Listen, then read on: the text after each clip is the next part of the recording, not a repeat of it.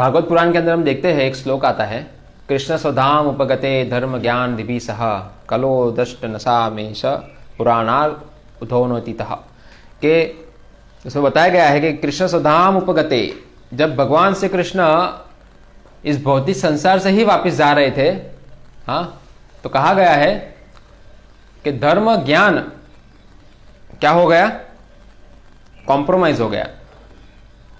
लोग उसको छोड़ने लगे, विश्वास उठ गया लोगों का, और अपनी बुरी बुरी प्रवृत्तियां चालू कर दी लोगों ने।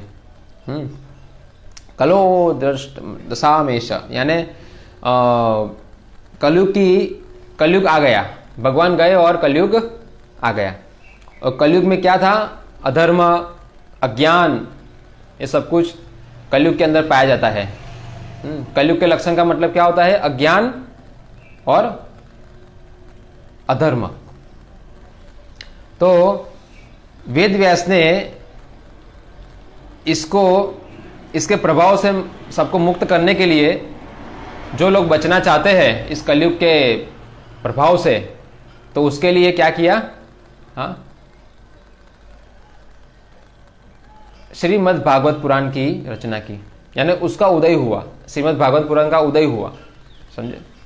तो ये जो भागवत पुराण का उदय है वो भगवान से कृष्ण साक्षात है, क्योंकि भगवान को कहा गया है शब्द ब्रह्म। क्या कहा गया है, शब्द ब्रह्म, कि भगवान शब्द के रूप में भी है, अवतरित है। तो वो क्या है, वो है शास्त्र, श्रीमद् भगवद गीता और श्रीमद् भागवत पुराण, यह है शब्द ब्रह्म, कि भगवान एक शास्त्रों के रूप में भी उपस्थित है। इसीलिए जो शास्त्र है वो भगवान से अभिन्न है, वो कोई मिथ नहीं है। जैसे भगवान मिथ नहीं है, ये संसार सृष्टि चला रहे हैं, इसी प्रकार शास्त्र भी मिथ नहीं है, क्योंकि भगवान उसके माध्यम से शासन करते हैं समाज के ऊपर, समझे। और प्रभुपाद जी कहते हैं कि समाज, मनुष्य सभ्यता मनुष्य को माया के जाल से मुक्त करने के लिए बनाई गई है। मानव सभ्यता जो है, वर्णाश्रम, वो मानव को माया के चंगुल में जो फंसा हुआ है वो उसे मुक्त करने के लिए है। वो कैसे है, उसके लिए फिर हमें वर्णाश्रम को और अच्छे से अभ्यास करना पड़ेगा। मगर भगवान प्रभुपाद जी इस श्लोक के अंदर काफी सारी चीजें बता रहे हैं। तो जैसे कि बताया गया है, सबसे प्रमुख चीज जो है कि माया के चंगुल से कैसे मुक्त होंगे, तो सबसे पहले क्या है, काम वासना, जो भौतिक काम वासना है उससे हमें मुक्त होना पड़ेगा। और कैसे होंगे, तो सिंपल है, भगवान से आसक्त होकर, भगवान की सेवा में जुड़कर, भगवान की सेवा में अपनी इंद्रियों को, मन को जोड़कर। अगर भगवान की सेवा में हम इंद्रिय और मन को नियुक्त करते हैं तो काम वासना से मुक्त होना बहुत ही आसान है, वरना बहुत कठिन भी है। जैसे यहाँ बताया गया है, हाँ, कि ये जो सभ्यता का वर्णन यहाँ बताया गया है कि स्त्रियां छत पे चढ़कर भगवान का जो प्रस्थान कार्यक्रम में पुष्प वर्षा करके आनंदित हो रही थी। तो ऐसा क्यों, आज के जमाने के अंदर ये एक बड़ा अपराध है, बहुत बड़ा गुनाह है ये, कि पुरुष और स्त्रियों को अलग रखना। आज की सिस्टम पूरी विरुद्ध हो जाएगी अगर कोई व्यक्ति ऐसा बोलेगा तो, हाँ, कि पुरुषों के साथ स्त्रियों को नहीं बिठाने का, पुरुषों के साथ जहाँ पुरुष हो वहाँ स्त्री नहीं होनी चाहिए, हाँ, और उनको एक साथ में मजा मस्ती नहीं करनी चाहिए। तो लोग, हमारे ये सिस्टम विरुद्ध हो जाती है, क्योंकि प्रभुपाद जी कहते हैं कि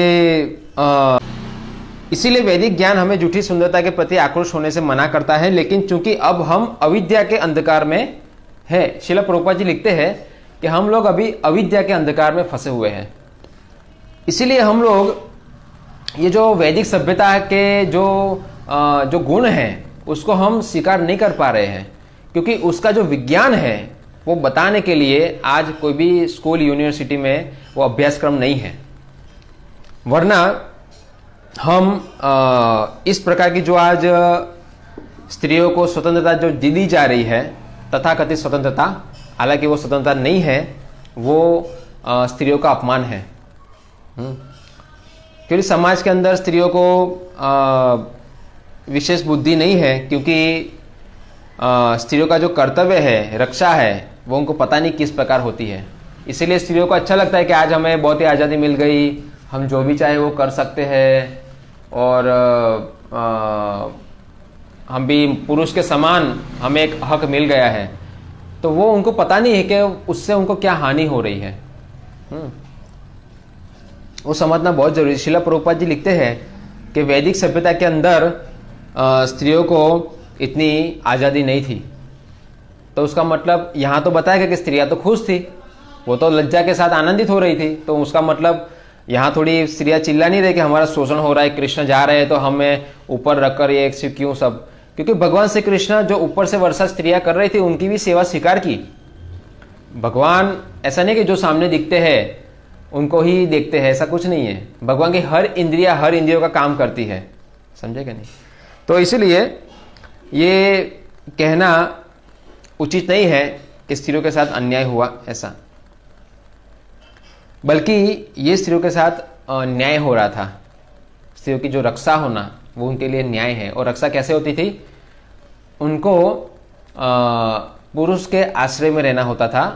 जैसे पिता के, बचपन में पिता के, बड़ी होगी तो पति के, बूढ़ी होगी तो बच्चे के, ये तीनों के आश्रय में रहना होता है स्त्रियों को।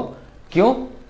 क्योंकि स्त्रियां जो होती है, अगर उनका मन भगवान में नहीं लगा तो वो मन क्या उत्पात मचा सकता है, वो आज के आधुनिक समय में हम देख सकते हैं।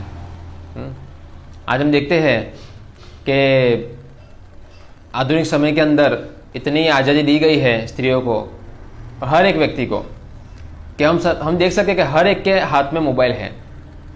हर एक के हाथ में मोबाइल है, हर एक के हाथ में इंटरनेट है। और हर एक व्यक्ति जो पॉर्न वीडियो है, हाँ, अश्लील वीडियो, वो भी देखते हैं। तो आज देख सकते हैं कि स्त्रियां भी ये सब कुछ देखती है और लड़के पुरुष भी ये सब कुछ देखते हैं। हाँ? और प्रचार इस प्रकार हो रहा है आज के समय में कि पॉर्न देखने में, जो पॉर्न वीडियो है वो देखने में क्या बुराई है, उससे तो मानसिक संतुलन अच्छा होता है। बल्कि उसको ज़्यादा नहीं देखना चाहिए, मगर सीमित रूप में देखना चाहिए, कम से कम हफ्ते में 4 घंटे।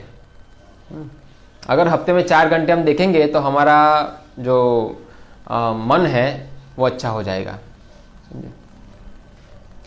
इतना पतित समाज है हमारा कि ये सब चीज़ों को प्रोत्साहित किया जा रहा है देखने के लिए। हम देखते हैं कि यहाँ तो पॉर्न देखने के लिए कहते हैं 4 घंटे।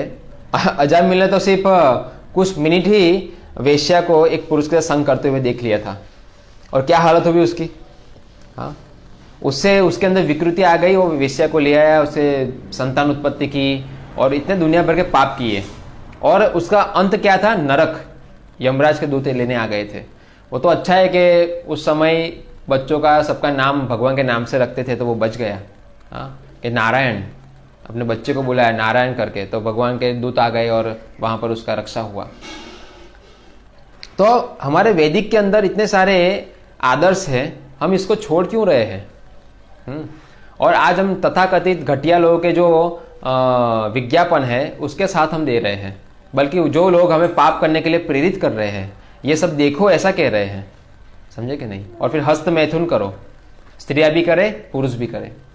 तो इससे हम समझ सकते हैं कि हमारे अंदर जो शक्ति जनरेट हो रही है कैसे होगी।